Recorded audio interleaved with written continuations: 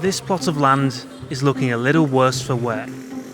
A little unkept, neglected, forgotten. But what if I told you that this plot of land lies at the centre of one of mankind's greatest discoveries? And how about this village? A quiet backwater hidden away from the world, deep in the hills of Halmahera. This too plays a key role in one of science's greatest leaps forward. What is it, or rather, who is it, that ties these things together? This is Alfred Russel Wallace, a prominent Victorian naturalist and explorer. And this is renowned Wallace expert and evolutionary biologist Dr. George Beccoloni. Together, we're sailing with SeaTrek on a journey to discover the story of Wallace. Who was he?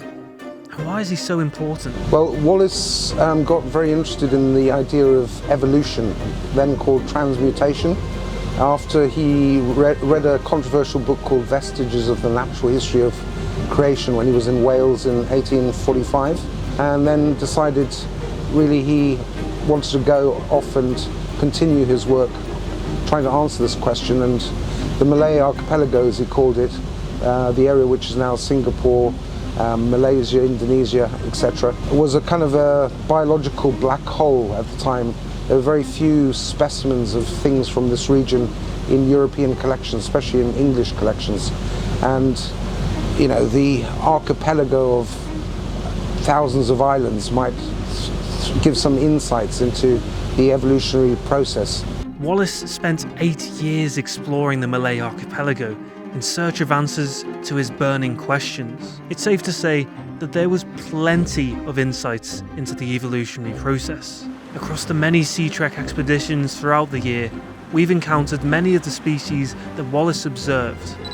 There's the Sulawesi crested macaque, the red bird of paradise, the Malayo bird of Sulawesi, and even brand new species that he discovered, like Wallace's golden bird-winged butterfly, or Wallace's standard wing bird of paradise. While sailing to Ternate, we stopped off at a remote speck of land in the middle of the Seram Sea. What is it about an island like this that excites a naturalist so much? Well, that there could be new and unnamed species here, because this island is very remote. It's about the remotest island that SeaTrek goes to. It's an uninhabited island, very, very steep, and almost certainly the remains of a eroded volcano. It might be very ancient, like, you know, millions of years old, and it's remote, as I said, so species that have got here might have actually speciated. There might be new things here because no other biologist that I know of has ever been here. Exploring this remote island gives us a real insight into what Wallace would have been up to. The observations of geology. We find all kinds of volcanic rocks as we make our way up a dry riverbed. Thinking about how that geology impacts nature and the species that grow and flourish in any given place. The jungle pours in on both sides of the gorge. Tremendous ferns, mosses, blooming flowers. We even find the species of spider. Never seen it before. All these tiny little islands scattered across such a vast ocean, the archipelago. You've got 17,000 islands. Would you say that Indonesia in some ways was the perfect place for Wallace to kind of make his Absolutely. Yeah. Because Wallace got his first insights into biogeography when he was in the Amazon and noticed that there were different butterfly and monkey species on either side of big rivers like the Amazon. And he began to think that maybe these barriers had somehow caused the speciation.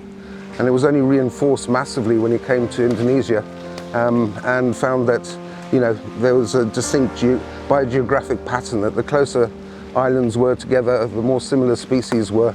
As you got further and further, they became more and more different. And yeah, he developed his biogeographical theories from his observations in this area. So along this line, Ali, millions of years ago, when the world was a different shape, on that side, the species moved down from India. On this side, they moved up from Australia. The two continents moved closer and closer together, and somewhere, near to here, they met. Probably there. Under the sea. That's where the join comes. And so, Wallace brings us to Ternate. This is a very significant site in terms of the history of world science, because Alfred Russel Wallace rented a house here for 4 years to use as his base for collecting expeditions to New Guinea and the surrounding area to collect new species of animals. And it was in this house that he wrote his very famous letter from Ternate to Charles Darwin. So it was a letter together with an essay, and the essay basically explained the theory of evolution by natural selection, which he had come up with when he was staying on the nearby island of Halmahera. While many people believe that it's this house where Wallace resided in Ternate, George has discovered otherwise. So we've walked around the corner from the site where people used to think Wallace's house was to what we believe is the true location of the house.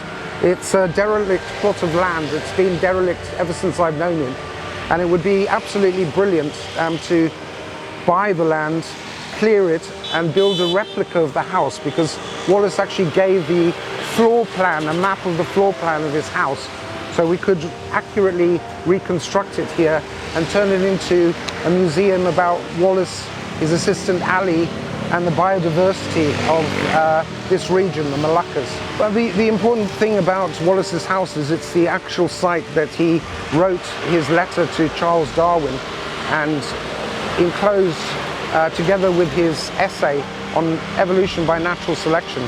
So he was actually sitting here all those years ago in 1858, writing this letter which changed history. And I always think it's great to be able to see the site where these great discoveries or events took place. And this is one such site. It's really important in terms of world history. But wait, let's rewind. He had actually come up with a theory not here in Ternate, but on the nearby island of Halmahera. To investigate further, Ombak Putih takes us across the stretch of water from Ternate to the island of Halmahera. We're heading to the village of Dodinga. At first glance, there doesn't appear to be much going on here. It's the very definition of what we would call a quiet backwater. It's quite remarkable this place still exists, all this time after Wallace. As in any Indonesian village worth its salt, there's a gang of naughty boys up to no good. Bagus, huh? Yeah. Yeah. Much to my envy, this lot even have a crumbling old colonial fort to play in all day long. It's a pretty unremarkable place by all accounts, and yet...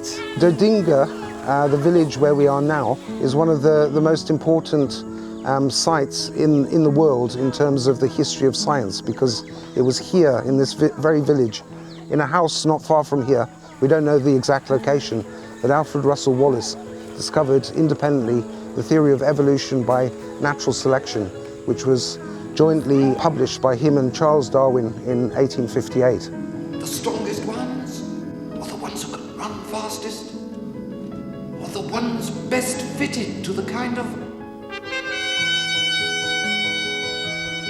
That's it.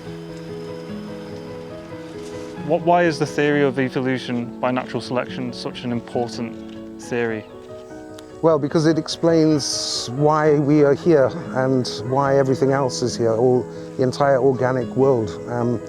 Without the intervention of God, that it's natural processes that have resulted in our existence and the existence of all other living things. And it's actually a practically important theory because it allows you to understand the evolution of disease, for instance. You know, why did the COVID virus develop sort of resistance? There's constant evolution, very quick evolution in bacteria and viruses to, especially bacteria to new antibiotics, etc. And that's explained by natural selection.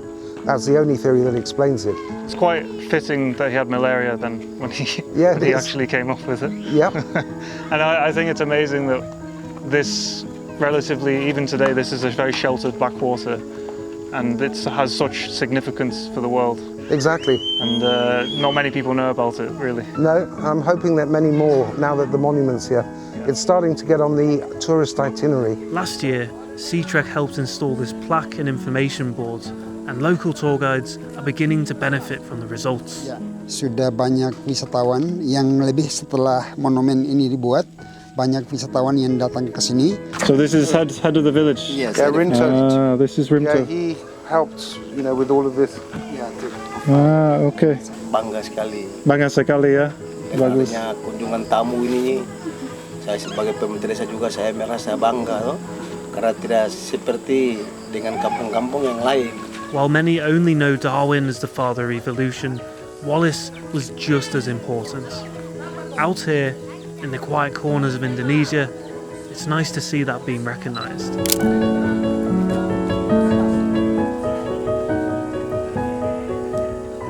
To discover more, head to SeaTrekBali.com.